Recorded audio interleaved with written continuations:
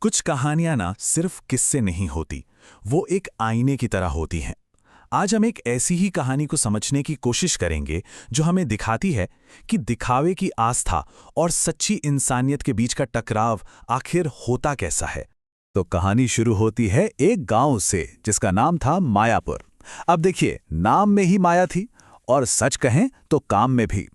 कहने को तो ये गांव बड़ा धार्मिक था, पर असलियत में यहाँ धर्म से कहीं ज्यादा अंधविश्वास, पाखंड और जाति भेद का बोलबाला था। ये कहानी सिर्फ मायापुर की नहीं है, इसे एक प्रतीक की तरह देखिए, एक फ्रेमवर्क जिसके जरिए हम अपने आसपास की दुनिया में चल रहे एक बहुत बड़े संघर्ष को समझेंगे। तो सबसे पहले चलिए मायापुर की उस दुनिया में झांकते हैं जहां धर्म बस एक ओढ़ा हुआ चोला था, एक दिखावा। जरा सोचिए, ये गांव कैसा था। मंदिर में तो घंटियां खूब जोर जोर से गूंजती थीं, मगर दरवाजे पर बैठे भूखे बच्चे किसी को दिखते ही नहीं थे। पत्थर की मूर्तियों पर दूध की नदियां बहाई जा रही थीं, पर कोई पड़ोसी प्यासा हो तो उसे एक बूंद पानी भी नसीब नहीं था। मतलब साफ है, बाहरी कर्मकांडों के पर्दे के पीछे एक गहरी क्रूरता छिपी हुई थी। और हाँ, ये सिर्फ कहानी नहीं है, ये एक हकीकत है। आज भी हमारे समाज के कई कोनों में तर्क पर कर्मकांड हावी है और इसी की कोख से अंधविश्वास जन्म लेता है।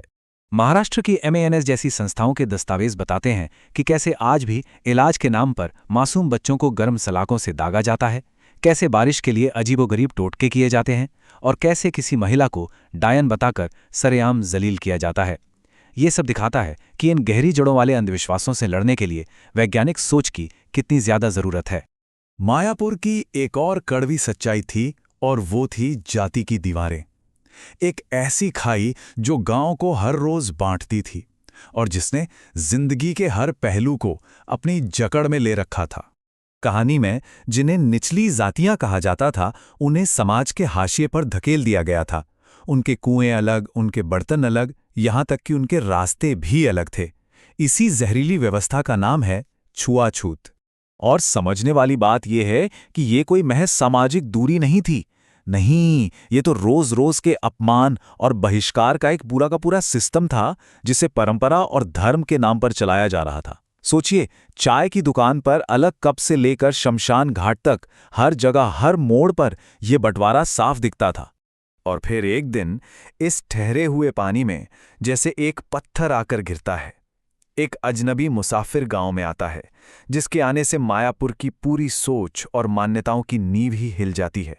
साधारण से कपड़े पहने, चेहरे पर शांति, पर आंखों में एक अजीब सी चमक लिए वो मुसाफिर बस एक सवाल पूछता है, यहां सबसे बड़ा धर्म क्या है? जवाब में गांव वाले अपनी पूरी लिस्ट गिना देते हैं। पूजा पाठ, व्रत, दान और हां, जाति की मर्यादा। अब यहीं पर एक बहुत दिलचस्प फर्क सामने आता है, जिसे डॉक्टर BR अम्बेडकर जैसे विचारकों ने बहुत गहराई से समझाया है। रिलीजन और धर्म के बीच का फर्क। रिलीजन अक्सर कर्मकांडों, मान्यताओं और कभी-कभी बंटवारे पर टिक जाता है, जबकि धर्म का असली मतलब है नैतिकता, लोगों के बीच सही आचरण, एक सामाजिक जिम्मेदारी। वो यात्री सिर्फ सवाल पूछकर ही नहीं रुकता, वो कुछ ऐसा करता है कि उसके हर काम में हमें इतिहास के महान समाज सुधारकों की आवाज सुनाई देने लगती है। तो जब वो यात्री मंदिर में दूध चढ़ाते आदमी को रोककर सामने बैठे भूखे बच्चे की तरफ इशारा करता है, तो उसमें हमें 15वीं सदी के कबीर की आवाज सुनाई देती है, जो कहते थे कि अरे, तुम अनाज तो छोड़ देते हो, पर अपने मन पर काबू नहीं रखते।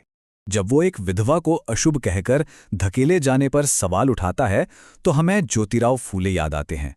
वही फूले जिन्होंने कहा था कि सच्ची शिक्षा ही इंसान को अंधविश्वास की बेड़ियों से आजाद करती है और उसे अपने पैरों पर खड़ा करती है।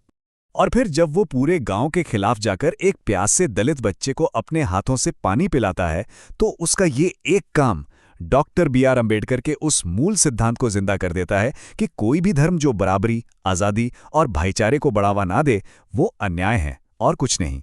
खैर, इन सब कामों से गांव में हंगामा तो मचना ही था।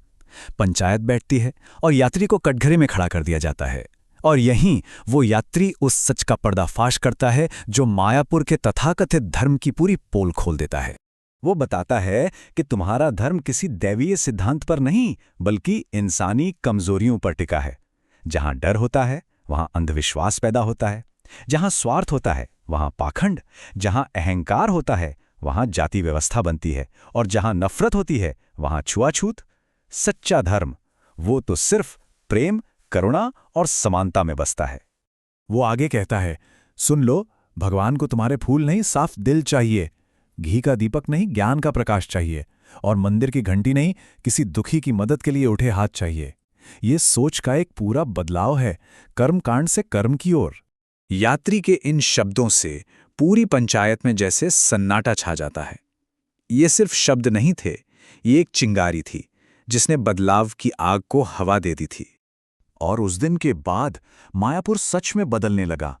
दीवारें गिरने लगी, कुएं एक हो गए, और मंदिर के बाहर भूखों के लिए भंडारा शुरू हो गया। लोगों को ये समझ आने लगा कि छुआछूत असल में इंसानियत का सबसे बड़ा अपमान है। मायापुर की कहानी तो एक गांव का रास्ता दिखाती है, पर सवाल ये उठता है कि हम अपनी दुनिया को कैसे बदलें? आज छुआछूत के खिलाफ कानून तो हैं, लेकिन क्या समाज से ये भेद पूरी तरह मिट गया है? शायद नहीं। सच्ची बराबरी के लिए लड़ाई आज भी जारी है।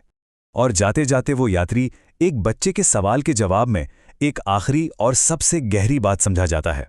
बच्चा पूछता है, बाबा सच्चा धर्म क्या है? और जवाब मिलता है, जो सबको बराबर बनाए वही सत्य है, और जिसमें प्रेम हो वही भगवान है।